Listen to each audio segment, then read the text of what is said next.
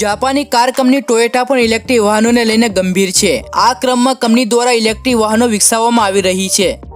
આવનારા સમયમાં company conventional fuel વાહનોને ઇલેક્ટ્રિક વાહનોમાં બદલી શકે છે। તે દરમિયાન કંપનીએ ટોયોટા ઇન્સેક્ટ નામની નાની કાર રજૂ કરી છે। કંપનીએ તેની અલ્ટ્રા કોમ્પેક્ટ બેટરી ઇલેક્ટ્રિક વ્હીકલનું નામ ઇન્સેક્ટ રાખ્યું છે।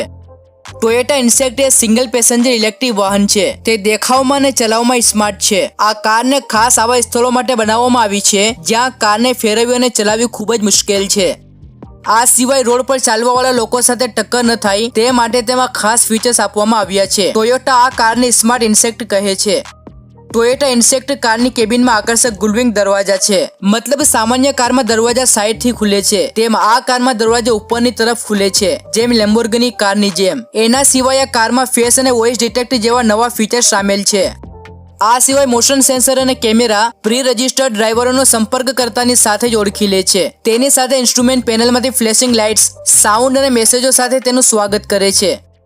આ કાર ખૂબ જ સ્માર્ટ છે। તે માનવીય હિલચાલ પર નજર રાખીને ડ્રાઈવરના ઈરાદાની પણ માહિતી આપે છે, જેમ કે જ્યારે ડ્રાઈવર દરવાજા પાસે આવે છે ત્યારે દરવાજા આપોઆપ ખુલી જાય છે। ઇન્ટિરિયરની વાત કરીએ તો તેનું ઇન્ટિરિયર ખૂબ જ સુંદર રીતે ડિઝાઇન કરવામાં આવ્યું છે, જેમાં સ્ટીયરિંગ વ્હીલની ઉપર એક મોટી ડિસ્પ્લે છે, જેમાં જીપીએસ નેવિગેશન સિસ્ટમ આપવામાં આવી છે। આ ઉપરાંત કાર ક્લાઉડ આધારિત ટોયોટા સ્માર્ટ સેન્ટર સાથે પણ જોડાયેલ છે, જે વર્ચ્યુઅલ એજન્ટને હોસ્ટ કરે છે, જે વોઇસ કમાન્ડ દ્વારા નેવિગેશન સૂચનાઓ આપી શકે છે।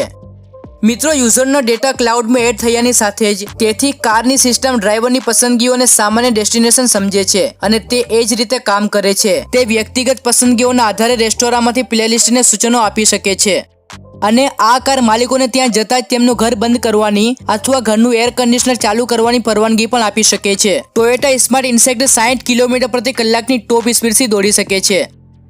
આ કારને એક વખત ફૂલ ચાર્જ કરવા પર માત્ર 50 કિલોમીટર સુધી ચલાવી શકાય છે, કારણ કે આ કારને ખાસ કરીને શહેરી ઉપયોગ માટે બનાવવામાં આવ્યું છે। આ કારના આગળના ભાગમાં LED headlights, fog light, DRL, turn signal અને પાછળના ભાગમાં એલઈડી ટેલ લાઇટ છે। તેની કિંમત $10,000 એટલે કે ભારતીય રૂપિયામાં 8 લાખ રૂપિયા હશે। ટોયોટાનું કહેવું છે કે તેમાંથી લગભગ 1000 કાર અત્યાર સુધીમાં વેચાઈ ચૂકી છે, પરંતુ એવું લાગે છે કે આપણે જાપાનના ગાઢ શહેરી કેન્દ્રોથી આગળ વિસ્તરણ કરવાની જરૂર છે।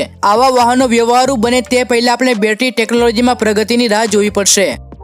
તો મિત્રો, આ હતી સૌથી સસ્તી એક વ્યક્તિ બેસી શકે તેવી કાર। વિડીયો પસંદ આવ્યો હોય તો લાઈક કરજો અને આપણી ચેનલ EV ગુજરાતને સબસ્ક્રાઇબ કરવાનું ભૂલશો નહીં। ફરી મળીશું બીજા વિડીયોમાં। Take care, by.